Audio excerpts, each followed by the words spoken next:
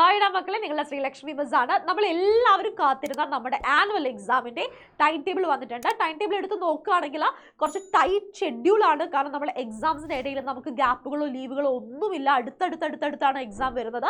മാത്രമല്ല പരീക്ഷ സ്റ്റാർട്ട് ചെയ്യുന്നത് മാർച്ച് 18-ാം തീയതിയാണ്. ഓരോ ദിവസം ഏതൊക്കെ എക്സാമാണ് എപ്പോഴാണ് നമുക്ക് പരീക്ഷ വരുന്നത് നോക്കാം.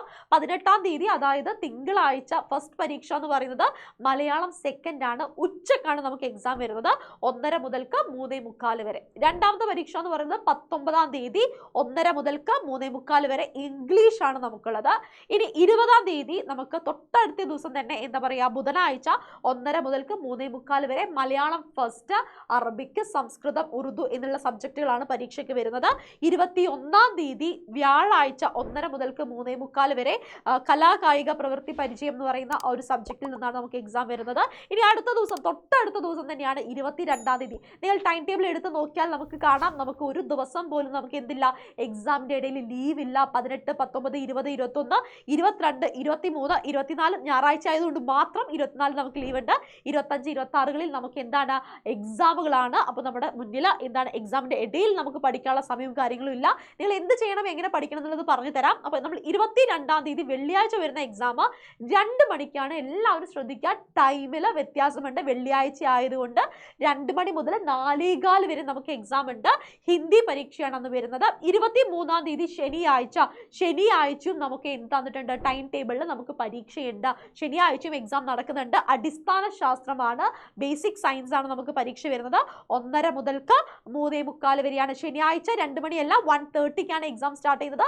കറക്റ്റ് സമയത്ത് തന്നെ നിങ്ങൾ എന്ത് ചെയ്യണം, നിങ്ങൾ സ്കൂളുകളിൽ എക്സാം ഹാളിൽ എത്തണം. 1:30ക്കാണ് എക്സാം എന്ന് വിചാരിച്ചിട്ട് 1:30ക്കല്ല എത്തേണ്ടത്. നിങ്ങൾ എന്ത് ചെയ്യുക, 1 മണിക്കൂർ നേരത്തെ നിങ്ങൾ സ്കൂളിൽ എത്താൻ ശ്രമിക്കുക കേട്ടോ.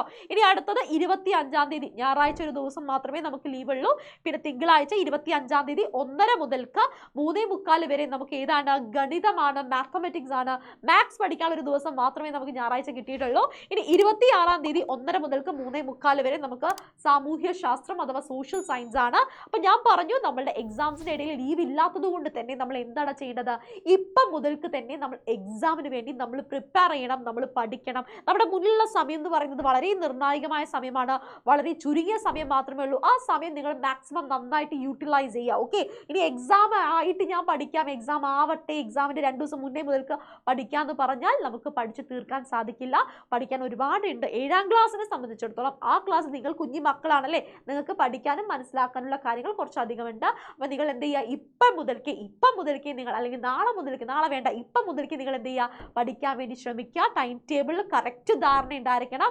നമുക്ക് ഇന്ന സബ്ജക്റ്റിന് ഏതൊക്കെ ദിവസമാണെന്നോ നമുക്ക് പഠിക്കാൻ സമയമില്ല എന്നുള്ളൊരു മുൻകരുതൽ നിങ്ങൾക്ക് ഉണ്ടെങ്കിൽ മാത്രമേ നിങ്ങൾക്ക് എക്സാം നന്നായിട്ട് പ്രിപ്പയർ ചെയ്യാൻ സാധിക്കുള്ളൂ. അപ്പോൾ എല്ലാ മക്കളും നന്നായിട്ട് എന്ത് ചെയ്യുക, എക്സാം എഴുതുക. എക്സാം എഴുതാൻ സാധിക്കട്ടെ. ദൈവത്തിൻ്റെ അനുഗ്രഹം നിങ്ങളുടെ കൂടെ ഉണ്ടാവട്ടെ.